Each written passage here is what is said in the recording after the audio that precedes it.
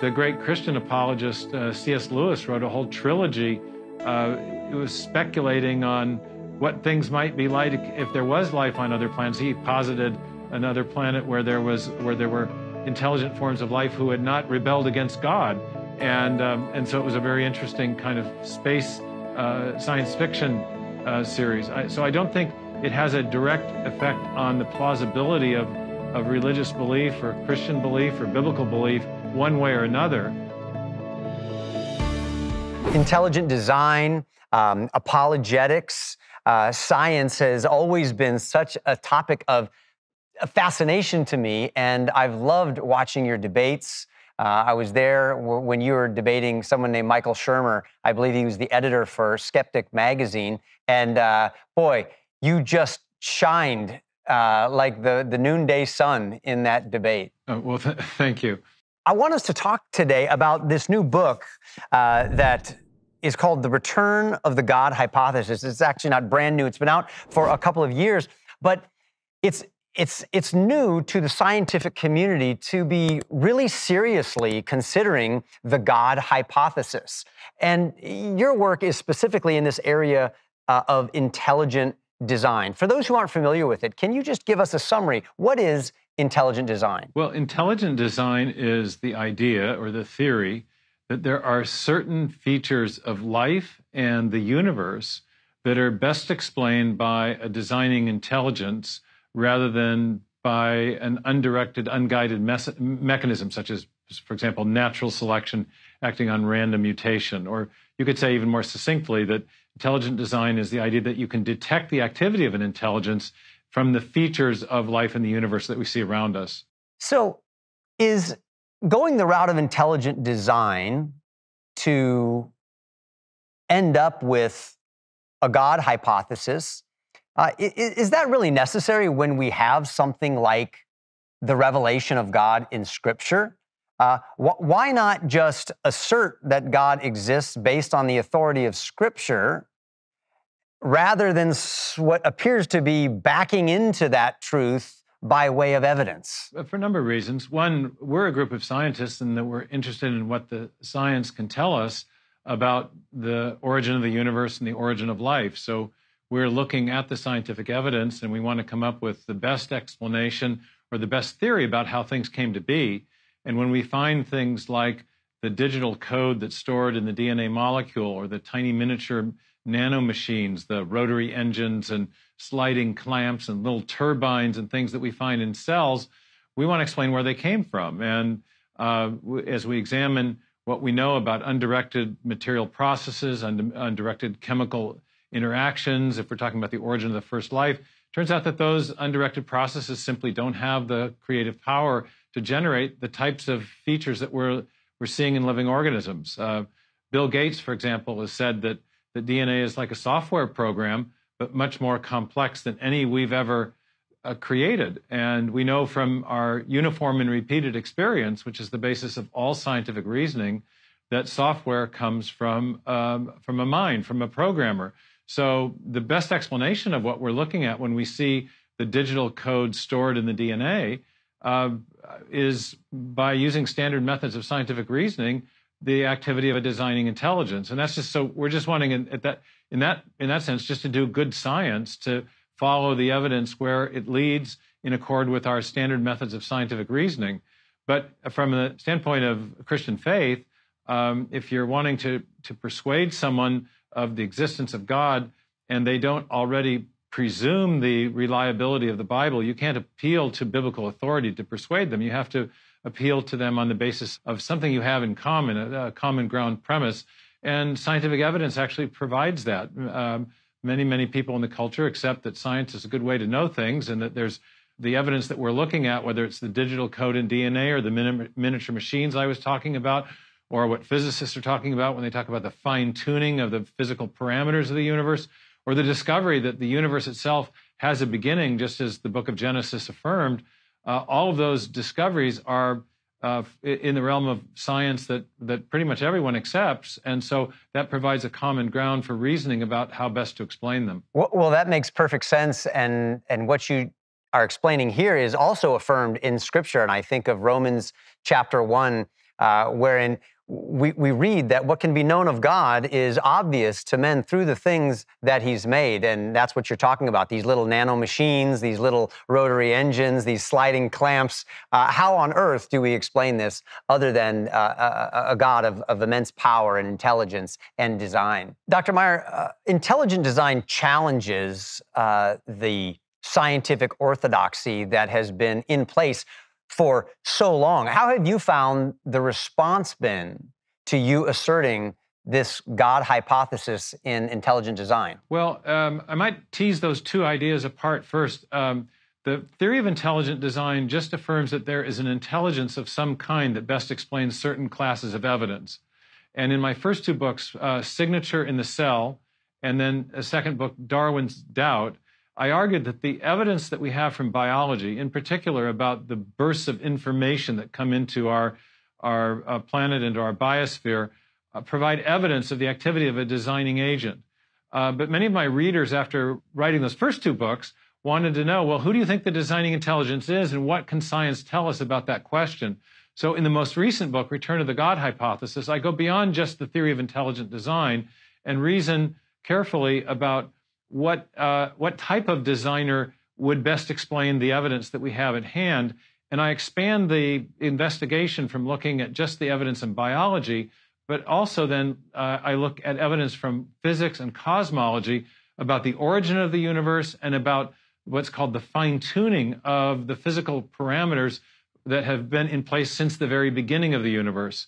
Some scientists had suggested that, yes, there is evidence of design in biology. Richard Dawkins, even in an interview with Ben Stein in a film back in 2008, allowed us how we might be looking at a signature of intelligence, is how he put it, when we look at the question of the origin of life. But then he posited that, well, if an intelligence had been involved, it must have evolved from through some undirected, explicable process on maybe some other planet and then was seeded here on Earth. So that's sometimes other scientists, even Francis Crick, proposed that at one point. That's a hypothesis called panspermia, the space alien designer hypothesis. I've never been persuaded by that. It just doesn't kick the can down the road. It kicks the ultimate question of the origin of information out into space. But in the new book, I very carefully examined that hypothesis as well as other design hypotheses. For example, a deistic design hypothesis or a pantheistic version of design, and show that it's really classical theism with the idea of a transcendent intelligence that is also active in the creation that can explain the whole range of evidence we have. Some kind of intelligence is necessary to explain the information in biology, but only an intelligence that is in some way beyond the universe could explain the exquisite design of the universe itself in the fine-tuning of its laws and constants and initial conditions. And clearly, no space alien within the cosmos could explain the origin of the universe itself. Instead, that would also require an agent beyond the universe to bring the universe into existence. If you posit an immaterial agency with great power, separate from the universe, then you're able to explain how the physical universe of matter, space, time, and energy came into existence. We now have very good evidence that the physical universe did come into existence a finite time ago. And that means that before that, there was no matter to do the causing. So no materialistic explanation is going to be sufficient for the origin of the material universe. You need to look for something immaterial that's nevertheless powerful. And that's the God hypothesis. And we need to be thinking in this way because we get asked questions from critics like, well, if you're saying that everything has a beginning and an end, or if every created thing is created, well, then who created God? If God is here, then what was his beginning? And we have to understand that that's sort of a category mistake, right? We're talking about the uncaused cause. We're talking about the God that exists outside of the universe, as you're saying, time and space, who can actually create these dimensions and these things. Well, yeah, it's a question of what provides an adequate explanation of the evidence that we have at hand. Every philosophical system, every worldview has to propose what philosophers sometimes call the prime reality, or a primitive, the thing from which everything else comes. In materialism, it's matter and energy that are thought to be eternal and self-existent and do not require anything else to create them. In theism, theists affirm that God is the eternal self-existent thing. So the question philosophically is, which of those two systems of thought is more consistent with the evidence we have? Now that we have good evidence that the material universe itself had a beginning a finite time ago, we can no longer affirm that matter and energy have existed eternally into the past. They had a beginning point. And that makes matter and energy a poor candidate to be that prime reality, the thing from which everything else comes.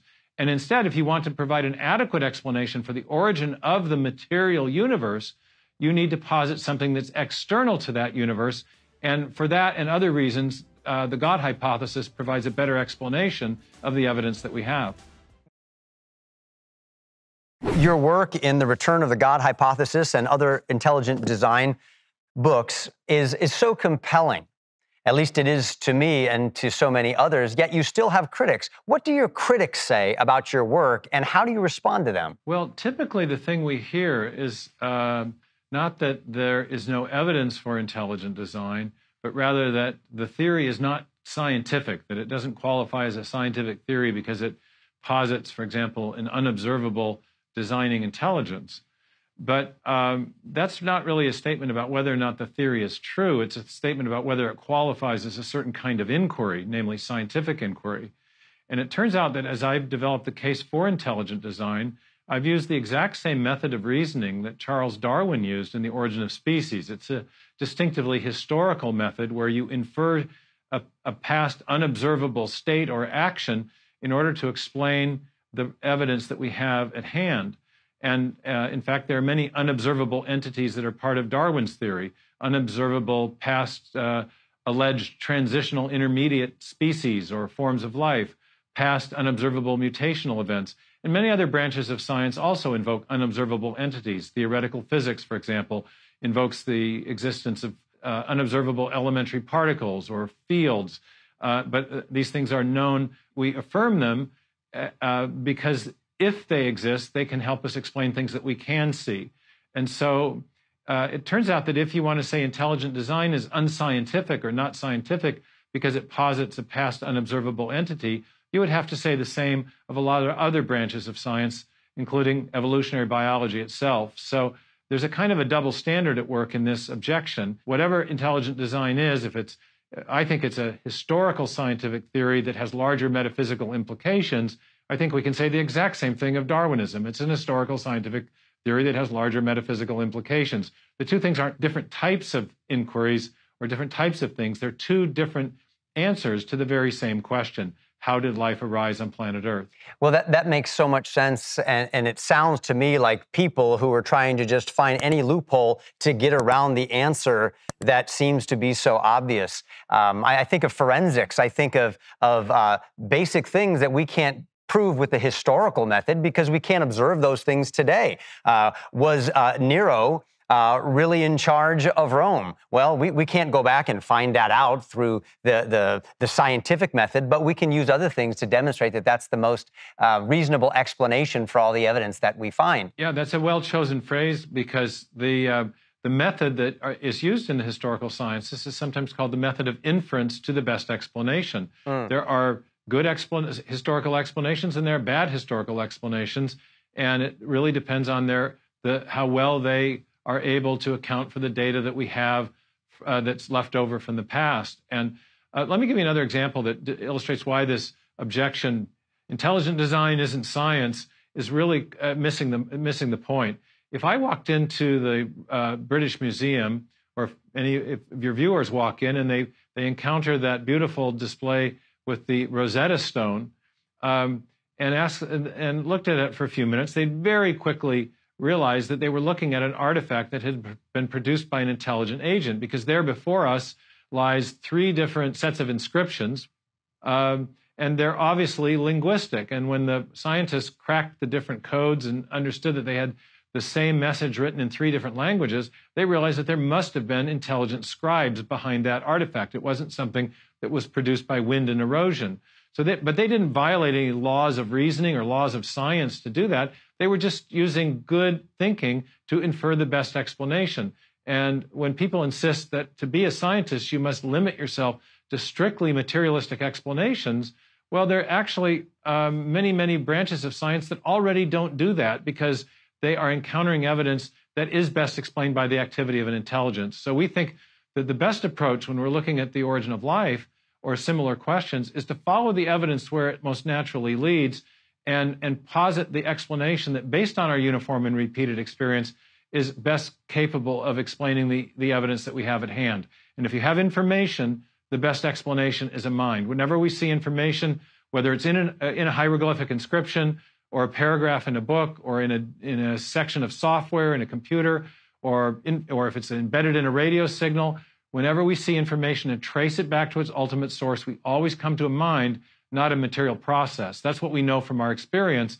And therefore, when we find information embedded in even the simplest living cells in the DNA molecule, the best explanation is, again, the activity of a prior designing intelligence. And we shouldn't let our definitions of science prevent us from seeing that reality. Boy, the more that you talk, it becomes clearer and clearer. Even with a simple example of, I look at a painting of the Mona Lisa, what evidence do I have that there was ever a painter? Well, I would have to have had a lobotomy to think that paintings like that just paint themselves, or perhaps I would have an ulterior motive, and then go to a real living, breathing human being, and then to say that there wasn't a designer behind that is even more preposterous in my estimation. Well, that's the thing that's so magnificent in our modern era, this contemporary period in biology, is that it isn't just that we have digital code in cells.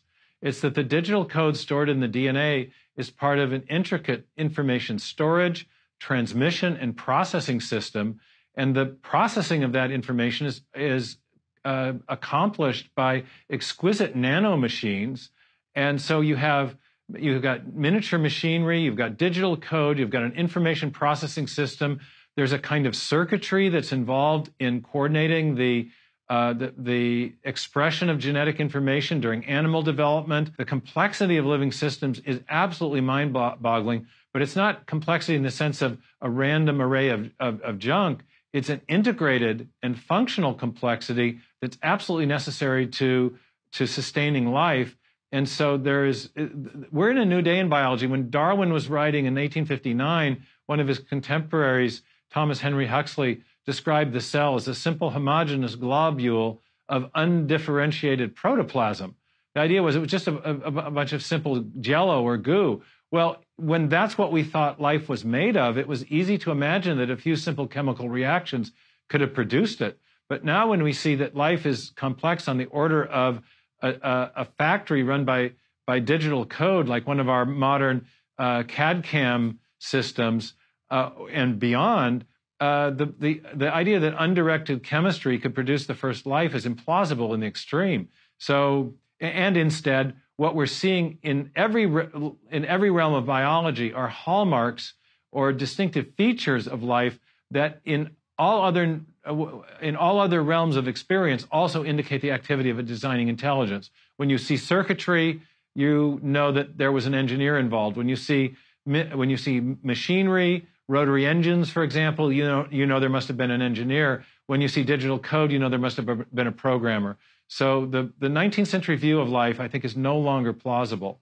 Speaking of Darwin describing the simple cell, I remember seeing in that movie that you were in called The Privileged Planet, David Berlinski was there, and he was asked if Darwin thought the cell was just a simple cell, and with what we know of the complexity of the cell today, what is the cell in actuality? And he said, a universe. Yeah, it's a universe with intricate elements in every way. I mean, this is the other thing we haven't talked about, is that the universe itself bears hallmarks of design.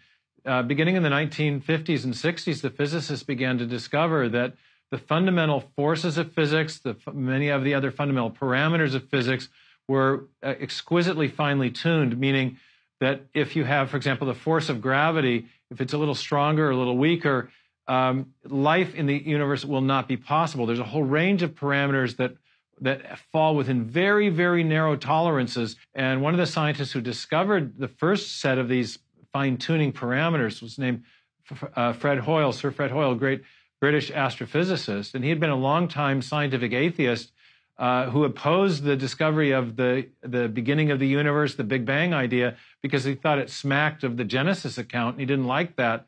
But he later himself changed his worldview upon discovering these fine-tuning parameters. And he at one point was quoted as saying that the best data we have, meaning about the fine-tuning, suggests that a super intellect has monkeyed with physics and chemistry in order to make life possible. And so we have lots of physicists today talking about our universe as a fortunate universe or a privileged planet or a Goldilocks universe where everything is just right. The fundamental forces of physics are not too strong, not too weak. The expansion rate of the universe is not too fast, not too slow. The masses of the elementary particles are not too heavy, not too light. Everything falls in this incredibly improbable sweet spot. And for many scientists, the best explanation of that seems obvious. It's the idea that the fine-tuning points to a fine-tuner. If we were to ever discover that there was extraterrestrial life out there, what would that do to a theistic worldview or a biblical worldview? Well, I don't think it would challenge it because I think the Bible, for example, is completely silent about the question of whether or not there are other intelligent forms of life on other planets. It's just not something it addresses. The great Christian apologist C.S. Lewis wrote a whole trilogy. It was speculating on what things might be like if there was life on other planets. He posited another planet where there were intelligent forms of life who had not rebelled against God, and so it was a very interesting kind of space science fiction series. So I don't think it has a direct effect on the plausibility of religious belief or Christian belief or biblical belief one way or another. Scientifically, this is something that's been debated for quite a long time. And for a long time, the default assumption was, well, there are so many other galaxies out there and therefore so many other solar systems that there must be a lot of other planets that have a set of life-friendly conditions, and therefore there probably is life on other planets, maybe even intelligent life. But more recently, there have been a series of books, including one called Rare Earth, written here in Seattle by two professors of astronomy at the University of Washington, and another book called Privileged Planet, written by colleagues of mine, Guillermo Gonzalez, an astronomer, and Jay Richards, a philosopher, challenging that consensus because both these books have said, yes, there are lots and lots of other potential planets out there, potential life-supporting planets. But on the other hand, the number of parameters that have to be just right and the odds of getting even one of those parameters, let alone the whole ensemble, to make life possible is the number of parameters to get it just right is extremely large. The probability of getting all those parameters is extremely small. And we have to take that into account when we consider the number of potential planets that might be out there. So there's, and that kind of balancing those two factors, I think there's increasing skepticism in the scientific community. And so I think it's a completely open question. It's not one that I think bears importantly on theistic belief one way or another, but I think there has been a kind of materialistic assumption that because it's easy to evolve life, then life inevitably must exist on any life-friendly planet. Turns out that life-friendly planets are hard to find, and that the chemical evolution of life from non-life is something that we've not been able to demonstrate in any way, shape, or form on this planet. And so I don't think it's such an easy question anymore. I think it might be that we are on a very privileged planet. We may be alone in the universe as the only forms of intelligent life, but I may be wrong. Well, this has been absolutely fascinating, and you've got me thinking about the fact that I actually do believe in non-human extraterrestrial intelligent beings. I think angels fall into that category. Well, there you go. If you have a good reason to believe the authority of the Bible, then you would have a good reason to believe that such beings exist. So that might be one category of such extraterrestrial intelligence that at least biblical Christians might want to affirm.